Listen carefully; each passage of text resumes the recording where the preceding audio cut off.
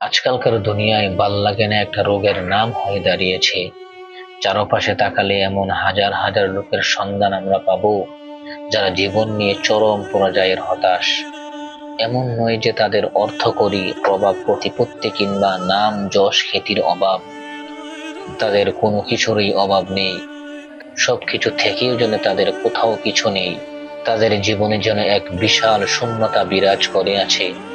প্রাপ্তিতে ভরে ওঠা তাদের জীবন পাতাটা জুড়ে যেন এক অদৃশ্য অপ্রাপ্তির আনাগোনা। আচ্ছা, কেন এমন হয়? কখনো কি ভেবে দেখেছেন কেন তাদের জীবনে তারা প্রাপ্তি পাচ্ছেন না? সবকিছু থেকেও তাদের কেন কিছুই নেই? কেন তাদের কাজে মন বসে না?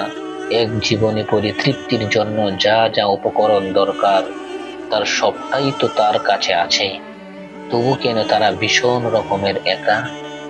এরকমটা কি কখনো ভেবেছেন?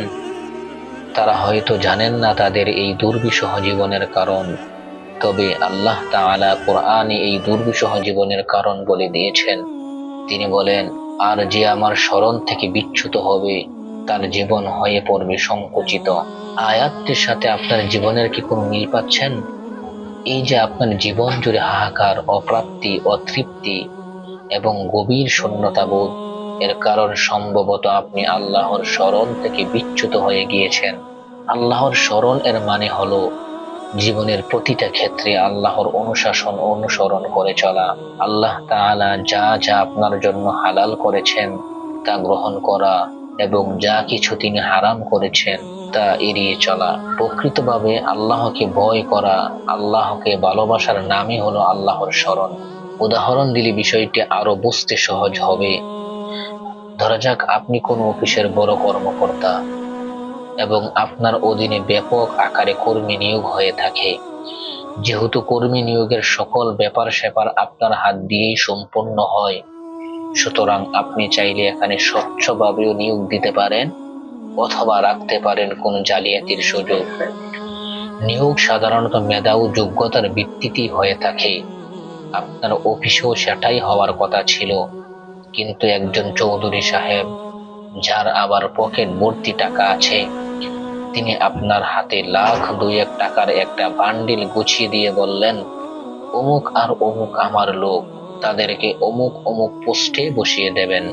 এই যে দুটো পোস্টে চৌধুরী সাহেবের লোক বসিয়ে দেওয়ার জন্য আপনার কাছে বায়না কিংবা লোভনীয় সুযোগ এসেছে, সে পোস্টের জন্য আবেদন জমা পড়েছে হাজার হাজার, কিন্তু আপনি সততা বা স্বচ্ছতা কোনো কিছুর তোয়াক্কা না করে একটা লোক দেখানো পরীক্ষা কিংবা ইন্টারভিউ নিয়ে আপনি সকলকে একে একে বাদ করে দিলেন নানান শতই। আপনার পকেটে যেহেতু নগদ 2 লাখ টাকা ঢুকে পড়েছে, সেহেতু আর কোনো দিকে তাকানোর সময় কি আপনার কাছে আছে? গোল্লায় যাক এসব সততা আর স্বচ্ছতা। আরো ধরা যাক সেই 2 লাখ টাকা দিয়ে আপনি কুরবানির ঈদের জন্য একটা বড় সাইজের গরু কিনলেন। আপনার কেনা গরুর সাইজ দেখে পাড়া মহল্লায় তো হই হই রই রই অবস্থা। এত বড় গরু দিয়ে আগে কেউ আর কুরবানি দিতে পারেনি, আপনিই প্রথম। চারদিক যখন আপনার নাম ডাক আর প্রশংসায় মাতোয়ারা, তখন আপনার অন্তরে কিন্তু আনন্দের ছিটে ফোঁটাও নেই। কারণ আপনি জানেন আপনার অর্জিত এই গরুর টাকা কোনোভাবেই হালাল নয়। আপনি জালিয়াতি ও প্রতারণা করে এই টাকা লাভ করেছেন। আপনি অনেকগুলো মানুষের হক নষ্ট করেছেন আর দুলিশ্বাত করেছেন অনেকগুলো মানুষের স্বপ্ন। আপনি একজন ঠক, প্রতারক আর জালিয়াত। আর এই কথা কেউ না জানুক আর কেউ না দেখুক, আল্লাহ সুবহানাহু ওয়া তাআলা তো জানেন আপনার এই অসততার ব্যাপারে।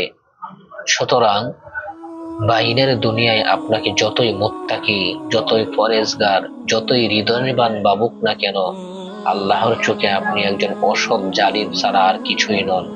সুতরাং হালাল টাকায় একটা বকরি কুরবানি দিয়ে একজন প্রকৃত মুমিন যে প্রশান্তি আর পুলক অনুভব করে, 2 লাখ টাকায় গরু কিনে আপনি তার ধূলিকণা পরিমাণ তৃপ্তিও পাবেন না। সেই পুলক আল্লাহ তাআলা আপনাকে দেবেন না। থাকবে না আপনার হৃদয়ে কোনো স্থিরতা আর কোনো প্রশান্তি।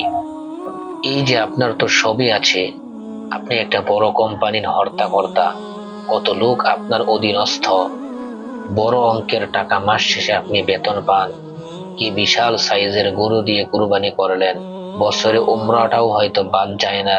এত সব করেও অন্তরে কেন শান্তির লেশ মাত্র পান না জানেন? কারণ আপনি প্রকৃতার্থে আল্লাহর স্মরণ থেকে বিচ্যুত। আল্লাহ যা হারাম করেছেন তাতেই আপনি ডুবে আছেন আগাগোড়া। আপনার সব থাকবে উন্নতি, পদোন্নতি, বাড়ি আর গাড়ি, কিন্তু যা থাকবে না তা হলো অন্তরের প্রশান্তি। এইটার জন্য বিষাদ হয়ে উঠবে আপনার জীবন, বিষিয়ে উঠবে আপনার দেহ মন। এক অদৃশ্য যাতনার সাগরে ডুবে থাকবেন আপনি। আপনার দালান কোঠা হয়তো আকাশ ছুবে, আপনার ক্ষমতার বলয় হয়তো বহুগুণ বিস্তৃত হবে, আপনার নাম যশ খ্যাতি হয়তো সীমানা ছাড়িয়ে যাবে, কিন্তু অন্তরের অন্তর্দহনে পড়ে পড়ে নিঃশেষ হতে থাকবেন আপনি।